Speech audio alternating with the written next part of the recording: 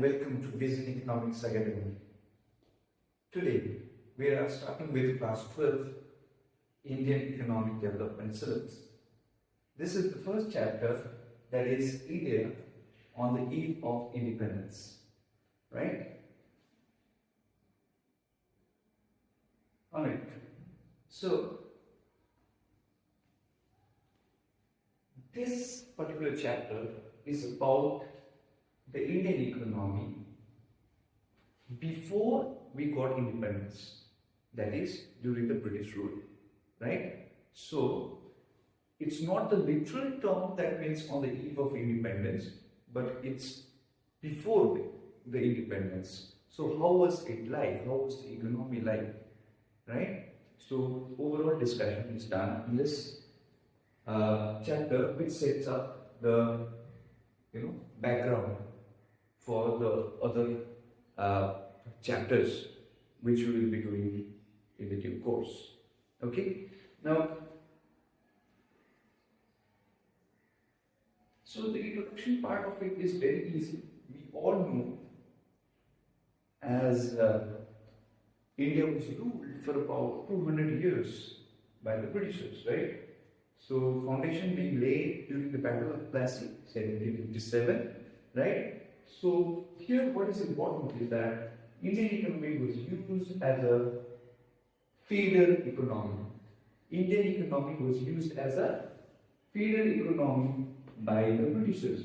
Now feed means to give something, right? So all economic activity that was done in India was just to provide a base, was just to provide an incentive for the British Empire. So our economy was just used as a feeder economy which would give raw materials, send raw materials to Britain, right, without any tariff. And from Britain, these two make us consume their finished product. And that too, they used to import here duty free, right? So all those things we will be discussing as we proceed with the chapter, right? Now, the economy, as we know, was a stagnant, backward, and primarily agrarian. And we still know that the majority of the Indians live in the rural area, right? And mostly they are, dependent on agriculture or allied activities. So, the policies, whatever policies that the British followed, it led to stagnation, backwardness. It economically exploited the country and kept it underdeveloped. Okay, right? We go forward. Now, lower level of economic development under colonial rule. So these are all the background, right? Background of the introduction of the chapter. Before the British rule, our Indian economy was self-reliant and independent. It was mainly focusing on agriculture goods. Our handicrafts were known worldwide, right? And especially being associated with a lot of royalties, royal patronage, they have made handicrafts very famous all over the world. So Indian handicrafts were globally renowned for their quality and craftsmanship, right? Now the next, textile industries in Bengal. There is something about textile industries in Bengal. The fine muslin clothes. Right now present in Bangladesh, the Dhaka muslin, which is called, was very famous. The Malmal, the finest variety of muslin, often worn by the royalties, was also very famous, right?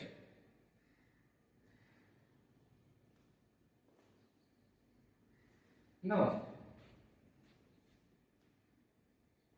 agriculture sector, poor and backward, right? Now, one important question can come. State, okay? State Sorry. One important question. What was the state, okay, of agriculture sector before, sorry, during British rule? So what was the state of agriculture sector during the British rule? First of all, low productivity, because see, whatever they were receiving, whatever profit, whatever revenue they were generating from the economy, from the agriculture, sorry, they were not reinvesting it back.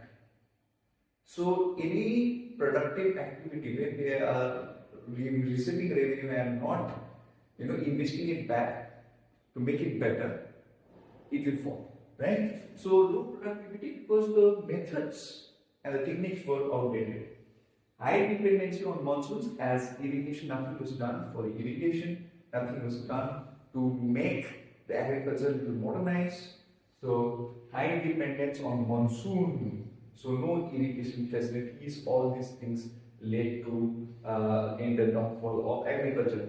So commercialization of agriculture, yes, from the food crop, from the subsistence farming, we converted to cash crops, and it was done forcefully. Britishers made the Indian farmers to grow indigo, jute, and all kinds of cash crops, which led to the famine-like situation, which led to loss of food security. We didn't have food security. We were not producing enough food. Now, land revenue system, called Zamindari system, exploited the Indian farmers. Usually, we will discuss this elaborately. Okay, and the frequent famine, like the Bengal famine of 1943, which is very important chapter in our country's history. So all these things affected. Here we're going a little faster, as I've already said. This is just the introductory part. We'll be doing all this, in elaborately, right? We'll be doing all this elaborately, right?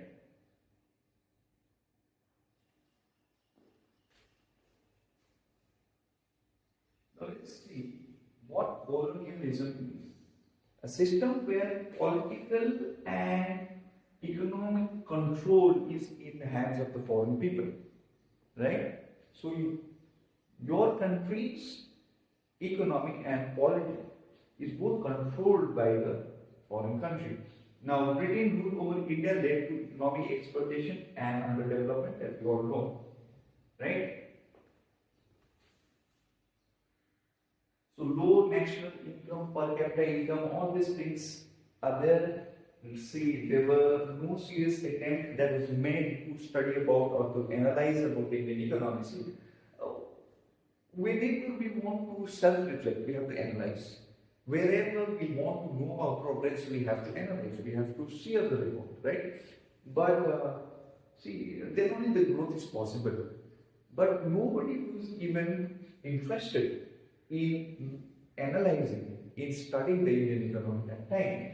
So some Indian economists like Dadabhai, William Wigwam, Friedrich Shiras, all these eminent economists of that time, Dr. V.K.R.P. Rao, which is a very important name, right, and R.C. Desai, all these made an attempt to study about the nation and the national per capita income. Okay, so what happened was that everybody gave their result, but result was far inconsistent and they were not matching, right? Among it, the most accurate, the nearest one was considered of Dr. V.K.R.P. Rao, right? The study of Dr. Rao, right? Now, agricultural sector under British rule. So, what was the state of agriculture under the British rule? Indian agriculture was backward, rural, and dependent on monsoons. You already know. 85% of the population lived in the villages, right? So, despite a large agricultural workforce, India was not self-sufficient in terms of food production. Why? Because our product production method was outdated because the marginal productivity was low, right? So the reason why we were not self-sufficient in food, just imagine a country so resourcefully rich like India were not self-sufficient in food despite 85% of people living in villages and being directly related to agriculture, such a scene, right? The reason was because of outdated technology, because of lack of facilities or infrastructural development, and because of no investment, right? Every revenue was taken away. Nobody cared about the lives of farmers or the production of the agriculture. All they were interested was in collecting the revenue. So these were the problems, right? And there was no self-sufficiency of food as well. Now the reason for stagnation. Now another question. First question was, what was the state of agriculture during the British rule? Now the second important part would be the reason for stagnation in agriculture. So what were the reasons that led to the stagnation of agriculture? First, land settlement system or the Zamindari system introduced by Lord Cornwallis 1793. And children, I will tell this every time I'm telling this. In the back of your copy, always maintain event and year. You know, so whenever you come across any such important timelines, you just write it down, and whenever you're free, you can just go through it so that you will remember something. Zamindars were made owners of the land. Now, what was this system? The Britishers gave a big chunk of land to the Zamindars whose work was to collect the lagan, that is the rent from the farmers, right? So, what was the issue that was there with the system? So, main interest of the Zamindars was revenue collection only. And as Britishers had made it clear that if they are not able to collect the revenue on a particular day, the Zamindars would lose their Zamindari. So they were also on a pressure, and Zamindars were least bothered about the lives of the farmers, about agriculture, about farming. All they wanted was to collect the revenue and make Britishers happy. So Lagan had to be paid to the British governments on fixed day. Failure meant loss of Zamindari rights.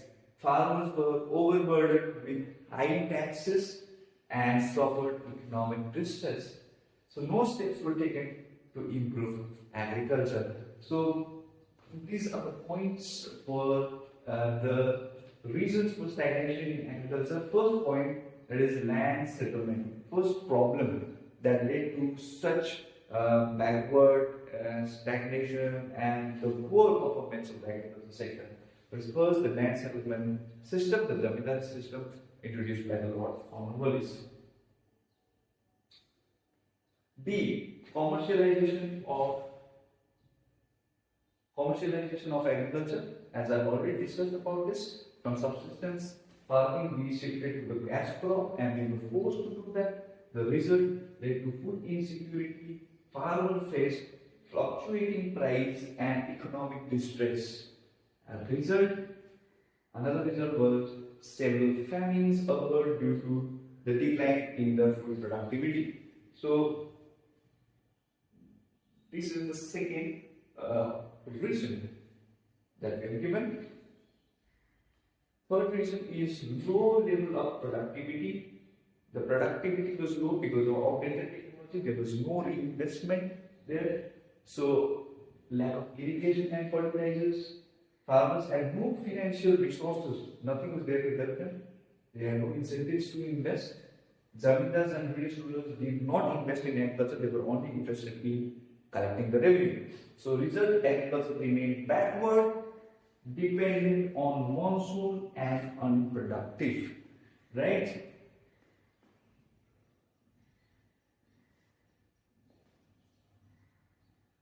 Another one is scarcity of investment. So there was no investment in irrigation, land reforms, drainage, or farming tools.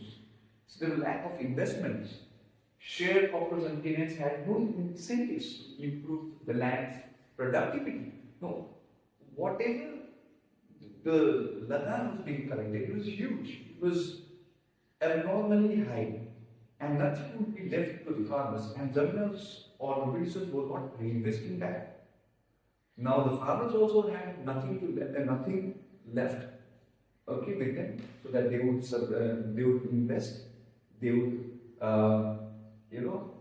improve the productivity, but because of those things, because of lack of investment, the agriculture was very backward. Now, result agriculture remains stagnant and minimal technological advancement. So, I've also given main reasons for stagnation here, and there is a small flow chart as well over here. So, agriculture sector on the eve of Indian independence, small and fragmented land holdings there, 2 months of dependence on rainfall. That means this is the Zamindari system. Okay, Zamindari system, right? Small and fragmented land holdings, dependence on rainfall, low level of productivity, and wage between owners and users of the soil. There was always a conflict, right? So, outdated technology, subsistence farming. So, all these are the reasons, right, as to why the agriculture sector was performing in such a manner, right? So, we have already covered the agriculture sector. In the next class, we will be studying about the industrial sector. Okay, so in the next class we will study about the industrial sector. I hope you all are clear about the agriculture sector and what drawbacks were there, what was the reason, what was the state of agriculture there, right? So I hope that you all are clear about it, and we'll meet again in the next class. Namaskar. Thank you.